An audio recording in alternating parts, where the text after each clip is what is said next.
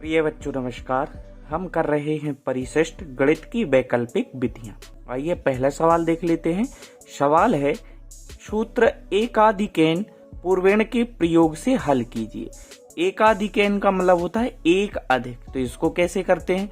85 का वर्ग निकालना है तो देखिए 85 गुणित 85 लिख लेते हैं। आप इसको इस प्रकार समझिए कि हम 85 लिखेंगे।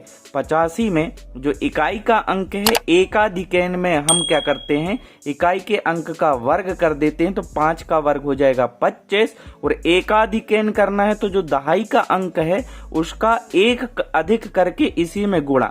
तो इसका एक अधिक हो जाएगा 9 और 9 का इसी में गुणा तो 9 8 72। संख्या बन जाएगी हमारी 72 25। इस प्रकार हमारा पहला सवाल हल हो जाता है। फिर हम देखते हैं प्रश्न क्रमांक दूसरा। प्रश्न क्रमांक दूसरा है सूत्र यावत ऊनम तावत ऊनी कृत्य वर्गम च योजित का प्रयोग कर एक पंक्ति में हल कीजिए। तो इसका अर्थ होता है यावत का मतलब जितना, ऊनम मतलब कम। तो जितना कम उतना कम करके वर्ग कर मिला देते हैं, इसका ये अर्थ होगा। तो देखिए हमें 13 का वर्ग निकालना है। अब ये देखेंगे कि 13 किसके आसपास है, 10 के, है ना। तो 10 से कितना ज्यादा है, 3 ज्यादा है। तो 13 में 3 जोड़ देंगे हो जाएगा 16। अब जो 3 ज्यादा है इसी का कर देंगे वर्ग। तो 3 तिरका 9। इसको आप इस सूत्र के द्वारा भी समझ सकते हैं। ये हो जाएगा हमारा सूत्र।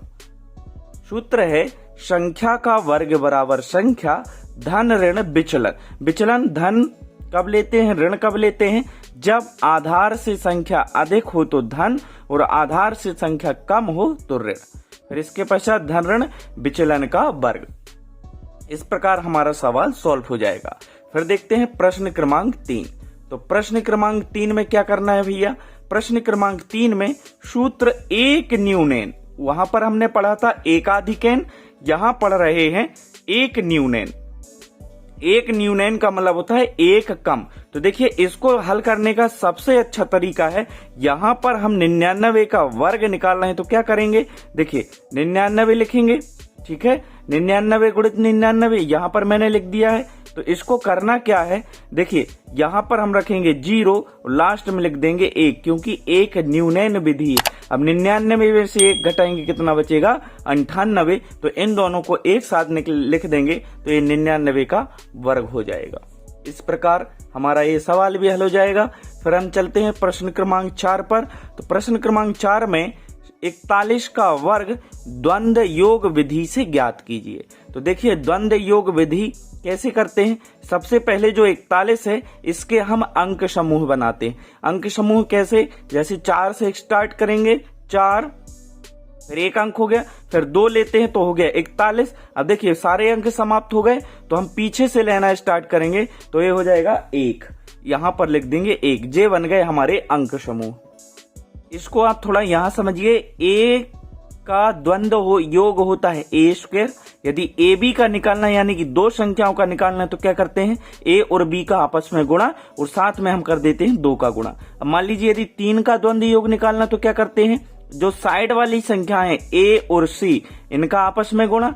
आपस में गुणा करने के बाद 2 का गुणा, फिर प्लस क्या बचा, बी। तो यहां पर हो जाएगा बी का स्क्वायर। थोड़ा सा इसको समझ लीजिए। जैसे हम एक संख्या का निकालना है तो 4 का वर्ग निकालेंगे 16। अब चूंकि 41 का द्वंद्व योग निकालना है तो 4 गुणित 1 साथ में कर देंगे गुणित 2।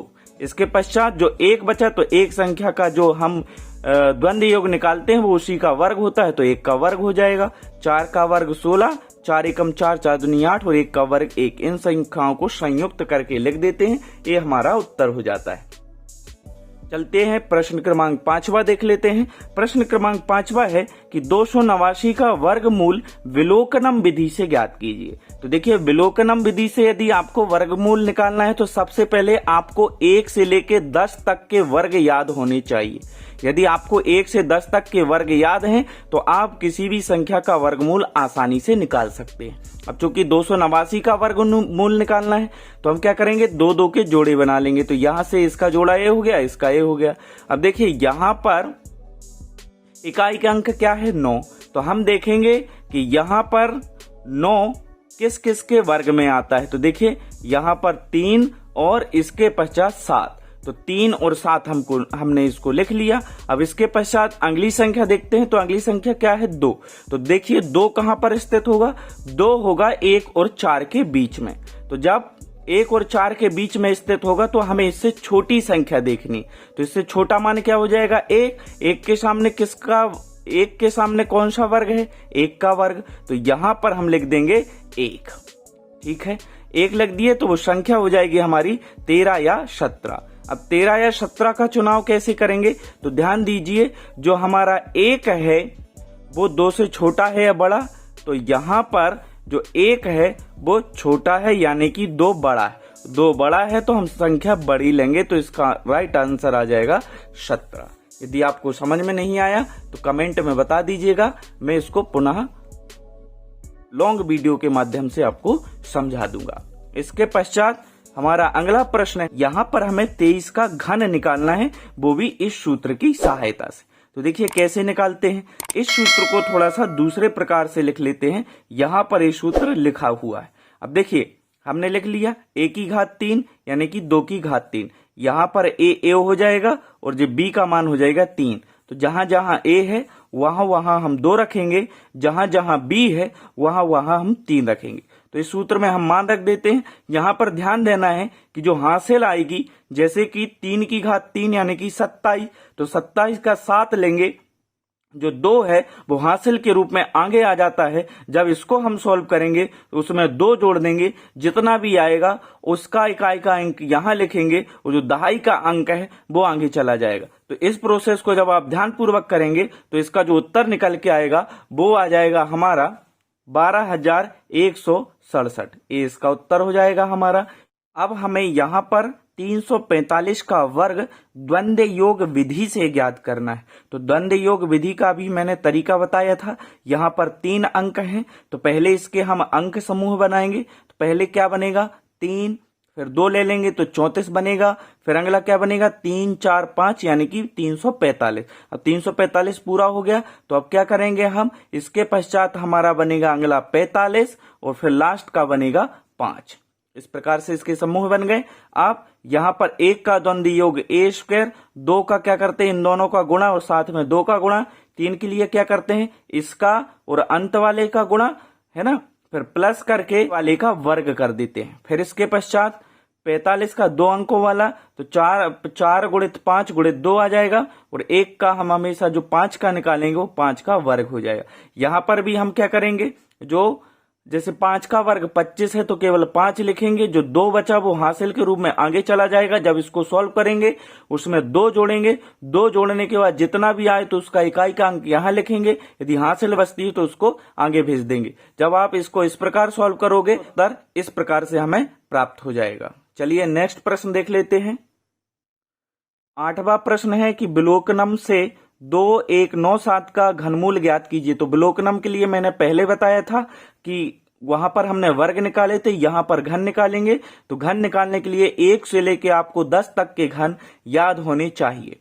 अब देखिए क्या करते हैं, तो चूंकि घन निकालना है तो यहां पर हम 3 के जोड़े बनाएंगे। तो 3 के जोड़े बना लेते हैं। इसके पश्चात यहां पर बचा हुआ है 2। तो देख लीजिए 2 जो बचा है 2 कहां पर स्थित होगा, तो वो 2 इन दोनों के बीच में स्थित होगा।